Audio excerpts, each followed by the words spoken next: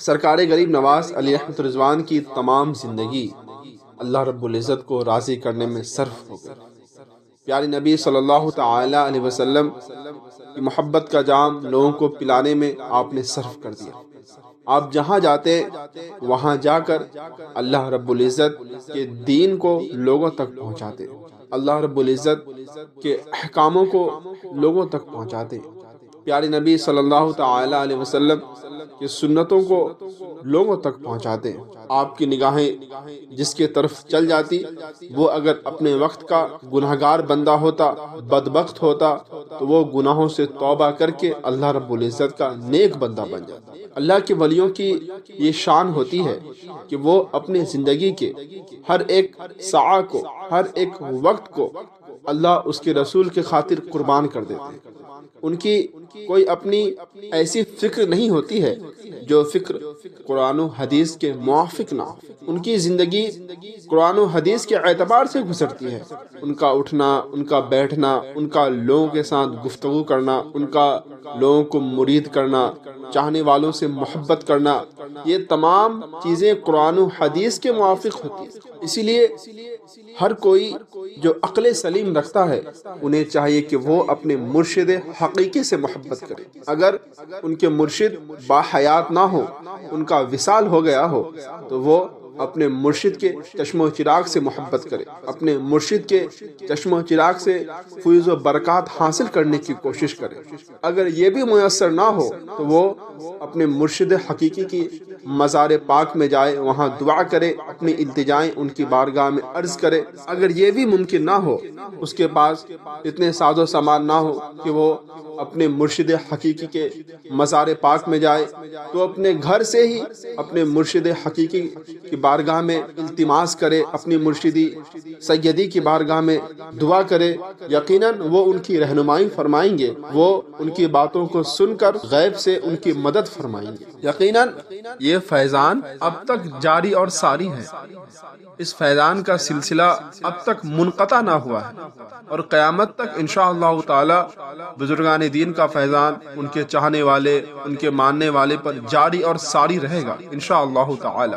حضرت خواجہ معین الدین چشتی علیہ رحمۃ الرضوان ارشاد فرماتے ہیں کہ میں شیخ علاء الدین کرمانی، حضرت خواجہ عثمان ہارونی کے ساتھ سفر کر رہا تھا۔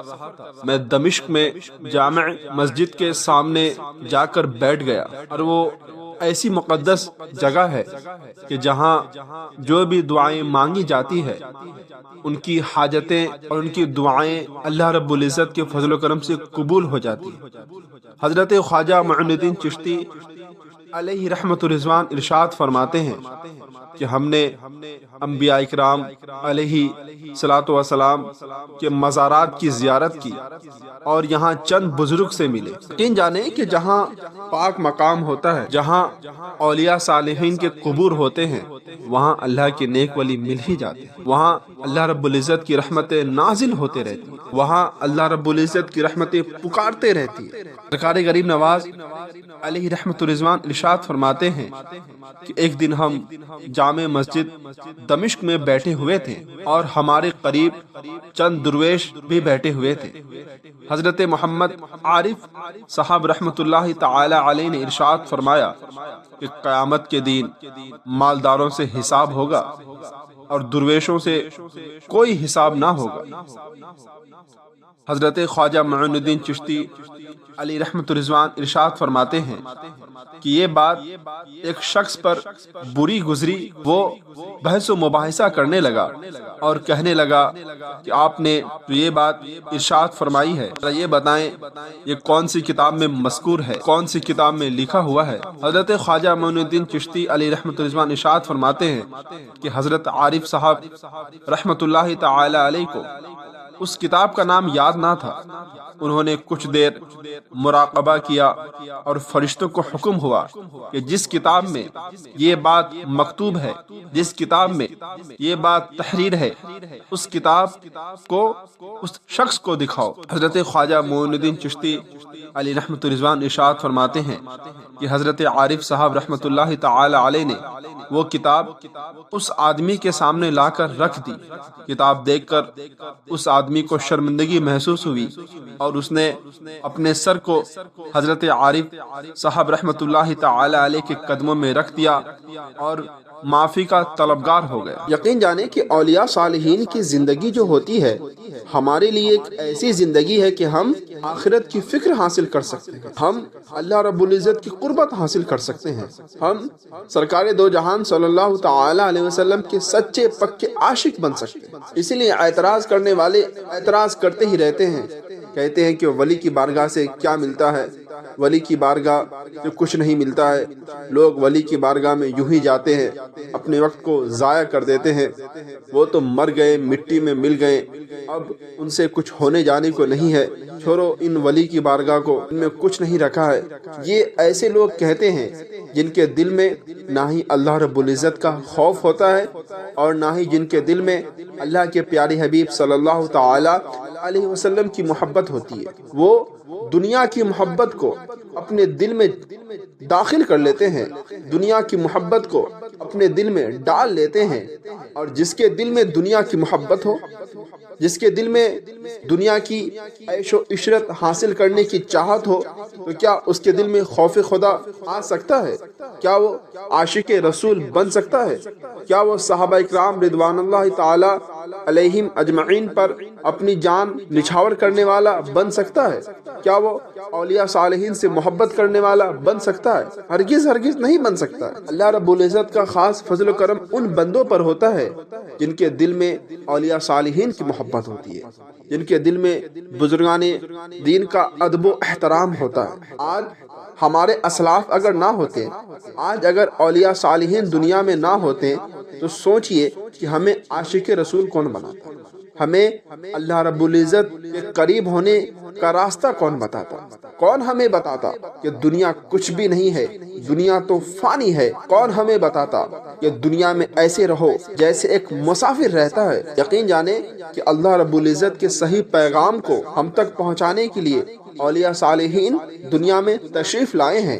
اللہ رب العزت کے پیارے حبیب صلی اللہ تعالی علیہ وسلم کے حدیث مبارکہ کا صحیح ترجمہ ہمیں بتانے کے لیے اولیاء صالحین دنیا میں تشریف لائے ہیں۔ اولیاء صالحین کی جو زندگی ہوتی ہے وہ زندگی قرآن و حدیث کے موافق ہوتی ہے، وہ زندگی قرآن و حدیث کے اعتبار سے گزارتے ہیں۔ اسی لیے کہ نیک ولی جس بات کی دلیل دے اور وہ جو دلیل ہو قرآن و حدیث کے موافق ہو، تو کسی کو اختلاف کرنے کی کوئی ضرورت نہیں ہے، وہ خاموشی سے ان کی دلیل کو سنے اور اس پر عمل کرنے کی کوشش کرے۔ اللہ کے ولی جب جلال میں آتے ہیں نا، تو جو دعا کر دیتے ہیں فوراً اللہ رب العزت ان کی دعا کو قبول کر لیتا ہے، کیونکہ اللہ رب العزت اپنے ولیوں سے محبت کرتا ہے۔ اللہ رب العزت ولیوں کو اپنا دوست کہتا ہے، اور ایک دوست کا تقاضا ہوتا ہے کہ وہ اپنے دوستی کو نبھائے، وہ اپنی محبت کا اظہار کرے۔ اور یہ بھی یاد رکھیں کہ اللہ رب العزت کے لیے کوئی فرض و واجب نہیں ہے کہ وہ سب کی مدد کرے، بلکہ اللہ رب العزت جسے چاہتا ہے اس سے محبت کرتا ہے، جسے چاہتا ہے اللہ رب العزت اپنے در کا غلام بنا لیتا ہے، العزت جسے چاہتا ہے در بدر بھٹکنے کے لیے اس کو دنیا میں چھوڑ دیتا ہے۔ لیکن جو اپنے رشتے اولیاء صالحین سے مضبوط کرتے ہیں، اللہ رب العزت ویسے بندے کو پسند کرتا ہے، اور یقیناً ویسے بندے کو ہی اللہ رب العزت جنت عطا کرے گا۔ حضرت خواجہ معین الدین چشتی علیہ رحمت رضوان اپنے مرشد پاک حضرت خواجہ عثمان ہارونی رحمت اللہ تعالی علیہ کے فرمان پر آپ رخصت ہوئے اور آپ بغداد کے جانب چلے گئے۔ راستے میں ایک قصبہ جس کا نام خرقان تھا، وہاں شیخ المشائخ حضرت خواجہ ابو الحسن خرقانی علی رحمت رضوان کی مزار پاک کی زیارت ہوئی، اور پھر آپ خرقان سے استر آباد پہنچے، اور یہاں حضرت شیخ ناصر الدین علی رحمت رضوان ایک بلند پایا بزرگ اور عارف باللہ تھے۔ ان کا سلسلہ دو واسطوں سے حضرت خواجہ بایزید بستامی علی رحمت رضوان سے ملتا ہے، اور آپ رحمت اللہ تعالی علیہ ایک عرصے ان کی صحبت میں رہے، یعنی سرکار غریب نواز علیہ رحمت الرضوان، حضرت شیخ ناصر الدین علیہ رحمت الرضوان کی مسلسل 1 سال خدمت کرتے رہے اور ان سے فیض و برکات حاصل کرتے رہے۔ اور جب آپ وہاں سے رخصت ہوئے تو آپ اصفہان پہنچے۔ اصفہان اس زمانے میں دنیا کا ایک نہایت عمدہ اور خوبصورت شہر تھا۔ یہاں حضرت شیخ علی ابن اسماعیل رحمۃ اللہ تعالی علیہ، خلیفہ حضرت خواجہ جنید بغدادی علیہ رحمۃ الرضوان کی خانقاہ تھی۔ لوگ ان کا بہت ادب و احترام اور تعظیم و تکریم کرتے تھے۔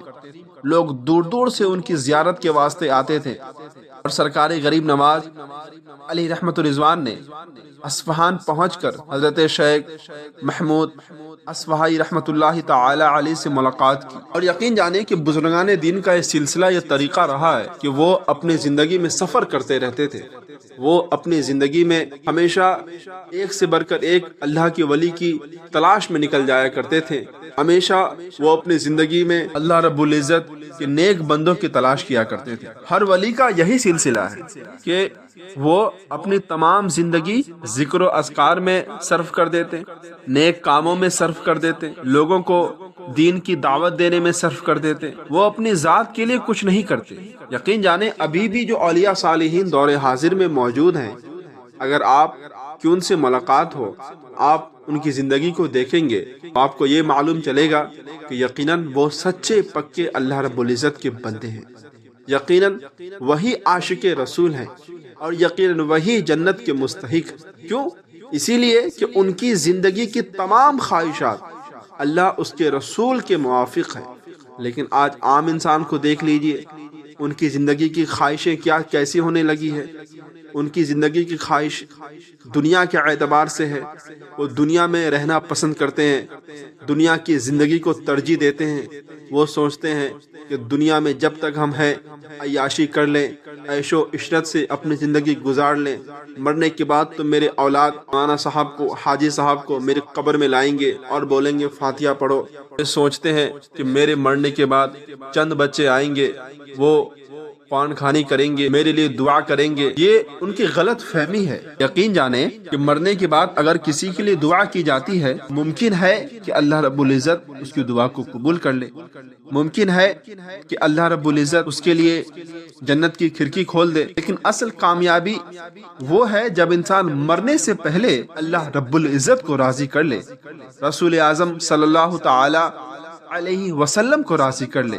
یہی اصل کامیابی۔ مثال کے ذریعے آپ سمجھیں کہ کوئی بھی بچہ جب وہ اسکول کالج میں پڑھتا ہے، اگر وہ فیل ہو جائے تو یہ اس کی کامیابی کی دلیل نہیں ہے۔ اس کو دوبارہ امتحان دینے کی ضرورت ہوتی ہے، اس کو دوبارہ پھر سے ان کتابوں کو پڑھنے کی ضرورت ہوتی ہے جن کتابوں میں فیل ہو گیا ہے، کتابوں میں اس کے نمبر کم آئے ہیں۔ اسی طرح مرنے سے پہلے ہر انسان کے لیے ضروری ہے کہ جس چیز کہ کرنے کا حکم اللہ کے پیارے حبیب صلی اللہ تعالی علیہ وسلم نے دیا ہے، اس کو کرنے کی کوشش کرے۔ جس چیز سے پیارے نبی صلی اللہ تعالی علیہ وسلم نے روک دیا ہے، اس سے رک جائے، اس سے قریب جانے کی ہرگز کوشش نہ کرے۔ اولیاء صالحین سے قریب رہنے کی کوشش کرے، اولیاء صالحین کی بارگاہ میں جائے، وہاں فیض و برکات حاصل کرنے کی کوشش کرے۔ جہاں کوئی اللہ کے نیک ولی مل جائیں، اللہ کے نیک بندے مل جائیں، ان کے پاس بیٹھے، ان سے کچھ دین کی باتیں ان سے سیکھے، قرآن و حدیث کے متعلق اگر کوئی سوال ہو تو وہ ان کی بارگاہ میں عرض کرے۔ یہ ہے اصل کامیابی۔ یہی کامیابی ہر انسان کے لیے ضروری ہے۔ اللہ رب العزت کی بارگاہ میں دعا ہے کہ اللہ تعالی ہم تمام لوگوں کو بدگمانی سے بچائے۔ اللہ رب العزت ہم تمام لوگوں کو ہدایت یافتہ بنائے، اور ہمارے دل سے دنیا کی محبت نکال کر آخرت کی فکر اور آخرت کی محبت ہمارے دل میں پیدا کر دے۔ حضرت خواجہ معین الدین چشتی علیہ رحمت الرضوان جس وقت اصفہان میں موجود تھے، اس وقت قطب الاقطاب حضرت خواجہ قطب الدین بختیار کاکی علیہ رحمت الرضوان ایک مرشد حقیقی کی تلاش میں اصفہان آئے ہوئے تھے۔ حضرت خواجہ قطب الدین بختیار کاکی علیہ رحمت الرضوان کچھ عرصے سے حضرت شیخ محمود اصفہانی رحمت اللہ تعالی علیہ کی کشف و کرامت کا مظاہرہ کر رہے تھے اور ان سے مرید ہونے کے متعلق سوچ رہے تھے۔ جب حضرت خواجہ قطب الدین بختیار کاکی علیہ رحمۃ الرضوان کی نظر حضرت خواجہ معین الدین چشتی علیہ رحمۃ الرضوان پر پڑی، فوراً آپ سرکار غریب نواز علیہ رحمۃ الرضوان کے سچے پکے عاشق ہو گئے، اور آپ نے ارادہ کیا کہ اب میں اپنا پیر حضرت خواجہ معین الدین چشتی علیہ رحمۃ الرضوان کو بناؤں گا اور انہی کی دست شفقت پر بیعت کروں گا اور انہی سے اجازت و خلافت حاصل کروں گا۔ اور بالکل ایسا ہی ہوا۔ حضرت خواجہ غریب نواز علی رحمۃ الرضوان نے حضرت خواجہ قطب الدین بختیار کاکی علی رحمۃ الرضوان کو مرید بنایا اور آپ نے ان کو اجازت و خلافت سے نوازا۔ اللہ کے ولیوں کی ایک ایسی شان یہ ہے کہ وہ جس چیز کا ارادہ کرتے ہیں یا وہ جس چیز کو کرنے کی کوشش کرتے ہیں تو اللہ رب العزت آہستہ آہستہ ان کے لیے اسباب پیدا کر دیتا ہے۔ اللہ رب العزت آہستہ آہستہ ان کے لیے راستے بنا دیتا ہے جن کے ذریعے وہ اپنے منزل مقصود تک پہنچ جاتے ہیں۔ اور اسی طرح انسانوں کی زندگی کو بھی دیکھ لیں کہ انسان اپنی زندگی میں اگر نیک خواہش کرتا ہے، نیک چیزوں کو طلب کرنے کی کوشش کرتا ہے تو کبھی کبھی دشواریاں، پریشانیاں زیادہ آ جاتی ہیں، کبھی کبھی وہ پریشانیوں میں مبتلا ہو جاتا ہے، اسے ایسا محسوس ہونے لگتا ہے کہ میں جس نیک کام کو کرنے جا رہا ہوں لگتا ہے کہ میں اس کو نہیں کر پاؤں گا، لگتا ہے میں اس کام میں ناقص رہ جاؤں گا، لیکن پھر آہستہ آہستہ اللہ رب العزت اس کے لیے اسباب پیدا کر دیتا ہے۔ اللہ رب العزت آہستہ آہستہ اس کے لیے رحمت کے دروازے کھول دیتا ہے۔ اللہ رب العزت آہستہ آہستہ اس کی تمام مشکلوں کو آسانی میں تبدیل کر دیتا ہے اور وہ منزل مقصود تک پہنچ جاتا ہے۔ اسی لیے ہمیں بھی یہ سوچنے کی ضرورت ہے، یہ فکر کرنے کی ضرورت ہے کہ ہم اپنی زندگی میں کبھی مایوس نہ ہوں، کبھی ہم یہ نہ سوچیں کہ میں اللہ رب العزت کا نیک بندہ نہیں بن پاؤں گا۔ یہ ہرگز اپنے ذہن میں یہ گمان نہ کریں اور نہ ہی کسی کو اس طرح کی بدگمانی کرنے والا بنائیں کہ تم اللہ رب العزت کے نیک بندے نہیں بن پاؤ گے، بلکہ خود یہ سوچیں کہ یقیناً میں بن سکتا ہوں۔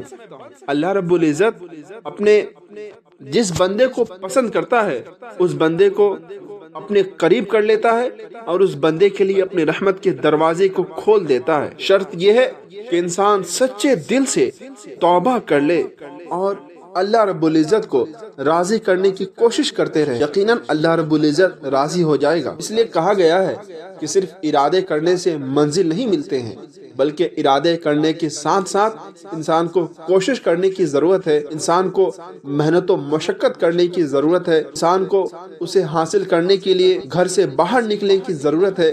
یقیناً وہ جس چیز کو پانے کی کوشش کرتا ہے یقیناً اس چیز کو اللہ رب العزت اس کے قریب کر دے گا، وہ اس چیز کو حاصل کر لے گا۔ اسی لیے کہ جب تک اللہ رب العزت کی مرضی نہیں ہوتی ہے تب تک کوئی بندہ کچھ بھی حاصل نہیں کر سکتا، اور جب اللہ رب العزت کی مرضی ہو جاتی ہے اور دنیا والے لاکھ کوشش کرے لیکن وہ کچھ بھی نہیں کر پاتے ہیں، اسی لیے کہ جب اللہ رب العزت کی مرضی ہو جاتی ہے تو اس کو ہونے سے کوئی نہیں روک سکتا، کوئی نہیں روک سکتا، اس میں کوئی شک نہیں ہے۔ اگر جو کوئی یہ کہتا ہو کہ نہیں آپ غلط کہہ رہے ہیں، اللہ رب العزت کی مرضی ہو جائے اس کے بعد بھی کوئی اس کو روک سکتا ہے، تو یقیناً وہ مسلمان نہیں رہے گا، اس کا مذہب اسلام سے کوئی رشتہ نہیں رہے گا، کیونکہ اللہ رب العزت ہر ایک چیز پر قادر ہے، اس کے علاوہ کوئی قادر نہیں ہے، اس کی مرضی سے سب کچھ ہوتا ہے۔ جہاں اس کی مرضی نہیں ہوتی ہے تو وہاں انسان لاکھ کوشش کرے کچھ بھی نہیں کر سکتا۔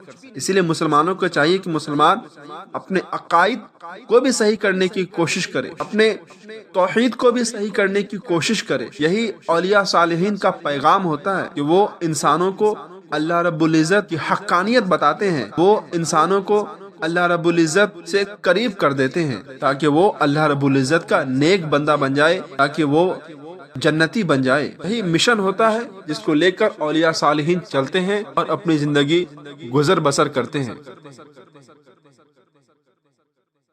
حضرت خواجہ معین الدین چشتی علی رحمۃ الرضوان جن دنوں مرشد پاک سے رخصت ہوئے، اس کے بعد آپ ہندوستان کی جانب سفر کرنے کے ارادے سے نکل گئے تو راستے میں اصفہان میں قیام کیا اور پھر اصفہان سے ہمدان تشریف لے گئے۔ وہاں حضرت شیخ یوسف ہمدانی رحمۃ اللہ تعالی علیہ سے ملاقات ہوئی اور سرکار غریب نواز علی رحمۃ الرضوان نے ان سے فیوز و برکات حاصل کیا اور پھر تبریز تشریف لے گئے۔ وہاں حضرت شیخ ابو سعید تبریزی علی رحمۃ الرضوان کی صحبت میں کچھ عرصہ گزارا اور ان سے خوب فیوز و برکات حاصل کیا۔ تبریز سے ایک مرتبہ پھر بغداد پہنچے اور بغداد میں اس وقت جلیل القدر اولیاء صالحین موجود تھے اور حضور سیدی سندی سرکار غوث اعظم رضی اللہ تعالی عنہ اس وقت وصال فرما چکے تھے۔